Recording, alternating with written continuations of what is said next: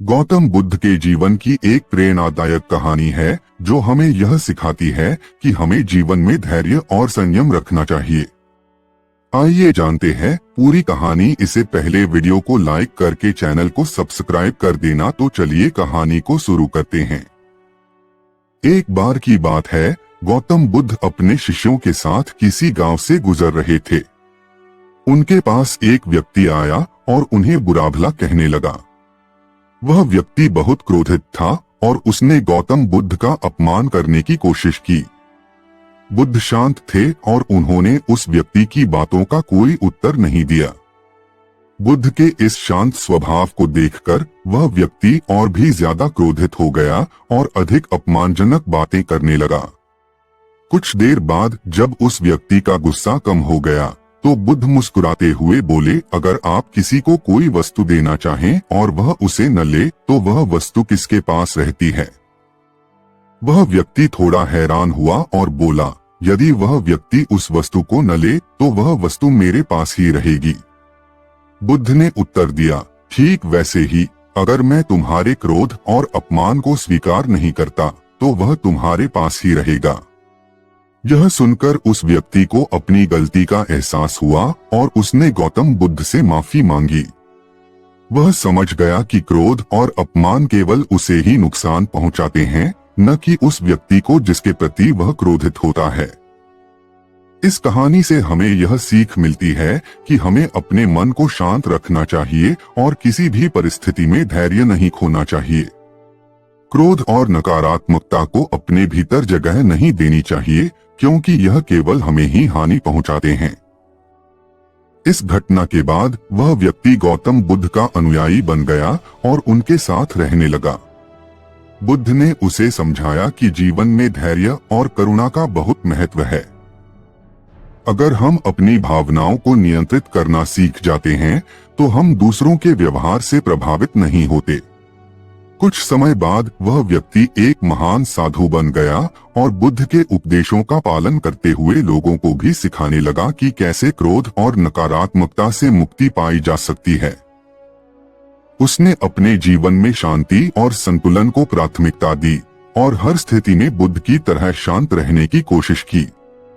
यह कहानी हमें यह बताती है कि जीवन में धैर्य, करुणा और संयम से ही सच्ची शांति और संतुष्टि मिलती है। चाहे कोई भी परिस्थिति हो, अगर हम अपने मन को नियंत्रित रखना सीख जाते हैं तो हम न केवल स्वयं के लिए बल्कि दूसरों के लिए भी एक प्रेरणा बन सकते हैं। गौतम बुद्ध के उपदेश आज भी हमें यही सिखाते हैं कि मन की शांति, प्रेम और करुणा ही सच्ची खुशी की कुंजी है। जब हम अपने भीतर की नकारात्मकता को छोड़ देते हैं और दूसरों के प्रति सहानुभूति और दया दिखाते हैं, तभी हम जीवन के सही अर्थ को समझ पाते हैं और अपने जीवन को सार्थक बना पाते हैं। गौतम बुद्ध की शिक्षा और उनके उपदेशों का प्रभाव धीरे धीरे फैलता गया।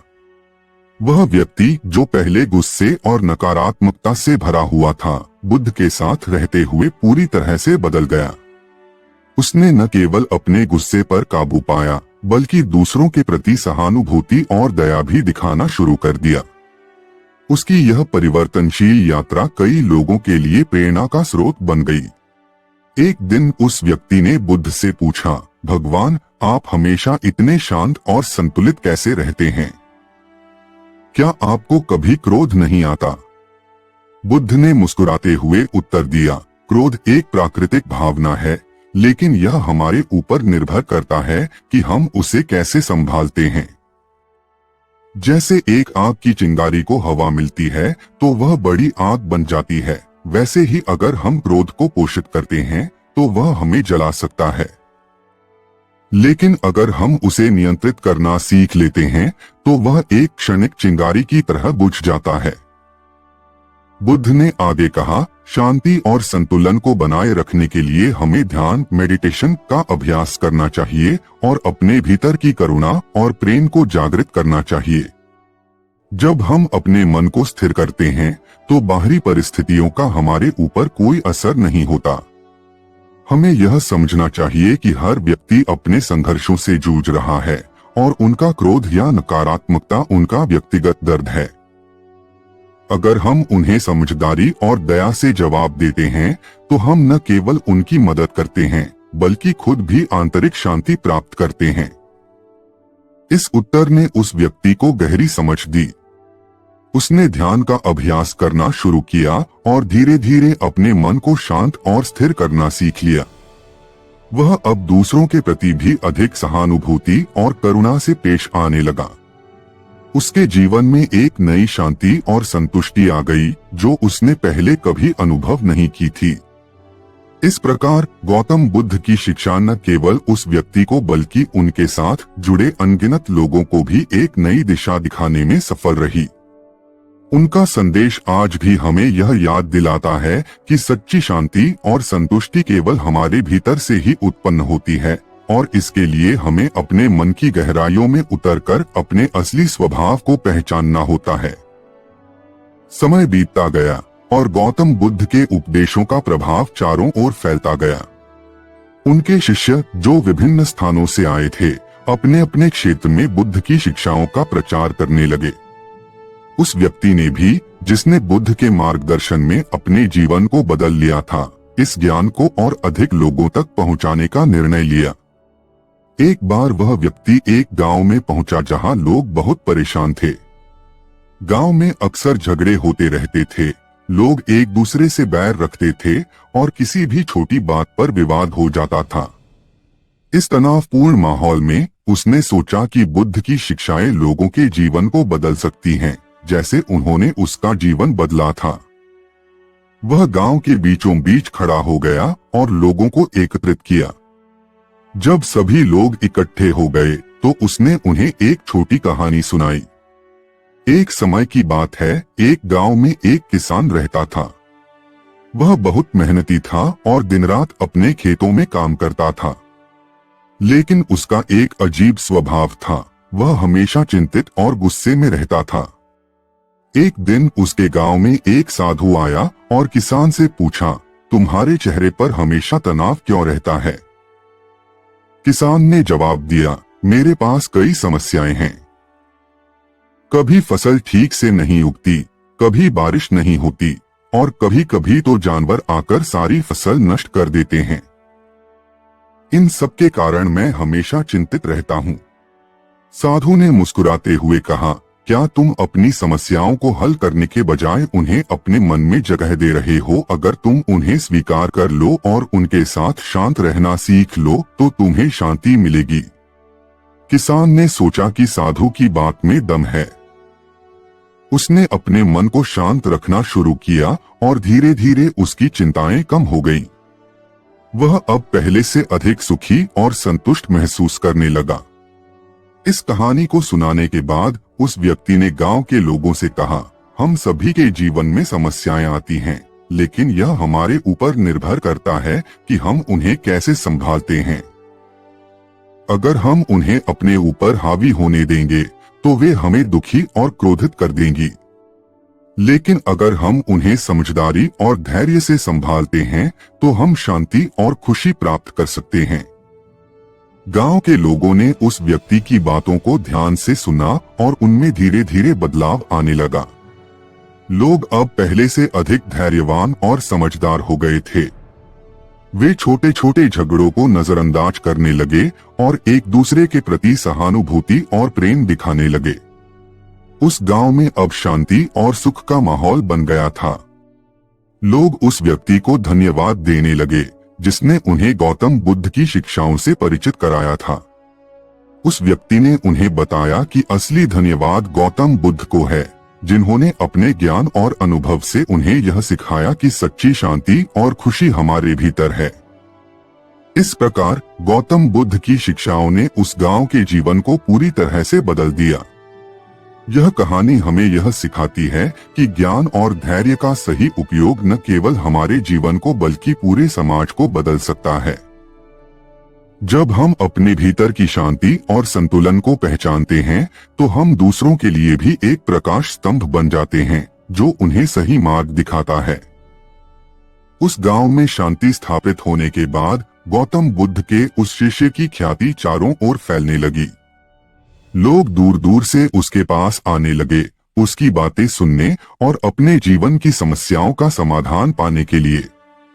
वह शिष्य भी बुद्ध के मार्ग पर चलते हुए लोगों की मदद करता और उन्हें सही रास्ता दिखाता।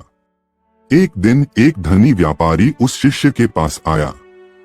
वह बहुत परेशान और चिंतित था। उसने शिष्य से कहा, मेरे पास धन, संपत्ति और परिवार सब कुछ है, लेकिन फिर भी मैं कभी संतुष्ट नहीं होता। मेरे मन में हमेशा किसी न किसी चीज की कमी महसूस होती है। मैं नहीं जानता कि मुझे सच्ची खुशी कैसे मिलेगी। शिष्य ने व्यापारी को ध्यान से सुना और फिर एक पेड़ के नीचे बैठने के लिए कहा। उसने व्यापारी से कहा, क्या तुम देख सकते हो कि इस पेड़ के नीचे कितनी छाया है? यह पेड़ अपनी जगह पर स्थिर खड़ा है और हर आने जाने वाले को बिना भेदभाव के छाया देता है। पेड़ के पास न तो धन है न संपत्ति, लेकिन फिर भी यह दूसरों को सुकून और शांति देता है। व्यापारी ने कहा, लेकिन मैं पेड़ नहीं हूं, मैं इंसान हूं और मुझे अपनी जरूरतें पूरी करनी पड़ती हैं। शिष्य ने उत्तर दिया, सही कहा, तुम इंसान हो और इंसान होने के नाते तुम्हारी जरूरतें भी हैं। लेकिन सच्ची संतुष्टि पाने के लिए हमें अपने मन को समझना होगा। हमें यह जानना होगा कि असली खुशी बाहरी चीजों में नहीं, बल्कि हमारे भीतर की शांति में है। तुम जितना अधिक पाने की कोशिश करोगे, उतना ही अधिक असंतुष्ट रहोगे। असली खुशी तब मिलती है जब हम अपनी जरूरतों को समझते हैं और उन्हें संतुलन में रखते हैं। फिर शिष्य ने व्यापारी से कहा, तुम्हारे पास जो भी है उसे दूसरों के साथ साझा करो। जब तुम अपने धन और संपत्ति का उपयोग दूसरों की मदद करने में करोगे, तो तुम्हारे मन में संतोष और शांति आएगी। जैसे यह पेड़ बिना किसी अपेक्षा के छाया देता है, वैसे ही तुम भी दूसरों की मदद करो और देखो कैसे तुम्हारे जीवन में खुशी आती है। व्यापारी ने शिष्य की बातों पर गहराई से विचार किया और उसने यह निर्णय लिया कि वह अपने धन का एक हिस्सा गरीबों और जरूरतमंदों की सहायता में लगाएगा। उसने धीरे धीरे अपनी संपत्ति का उपयोग दूसरों की भलाई के लिए करना शुरू किया और जल्द ही उसने अपने जीवन में एक नई संतुष्टि और खुशी का अनुभव किया। अब व्यापारी के मन में पहले जैसा तनाव नहीं था। वह पहले से अधिक शांत और संतुष्ट महसूस करने लगा। उसके इस बदलाव को देखकर उसके परिवार और आसपास के लोग भी प्रभावित हुए। उन्होंने भी अपने जीवन में शांति और संतुलन लाने के लिए शिष्य के उपदेशों का पालन करना शुरू किया। गौतम बुद्ध के इस शिष्य ने धीरे धीरे पूरे क्षेत्र में शांति, करुणा और संतोष का संदेश फैलाया। उसकी शिक्षाएं और बुद्ध के उपदेश लोगों के जीवन को नई दिशा देने में सफल रहे। इस कहानी का सार यह है कि सच्ची खुशी और संतोष पाने के लिए हमें बाहरी वस्तुओं पर निर्भर नहीं रहना चाहिए। हमें अपने भीतर की शांति और संतुलन को पहचानना चाहिए और दूसरों के प्रति सहानुभूति और करुणा दिखानी चाहिए। जब हम अपने जीवन को दूसरों के लिए उपयोगी बनाते हैं, तो हम स्वयं भी सच्ची संतुष्टि और खुशी प्राप्त करते हैं।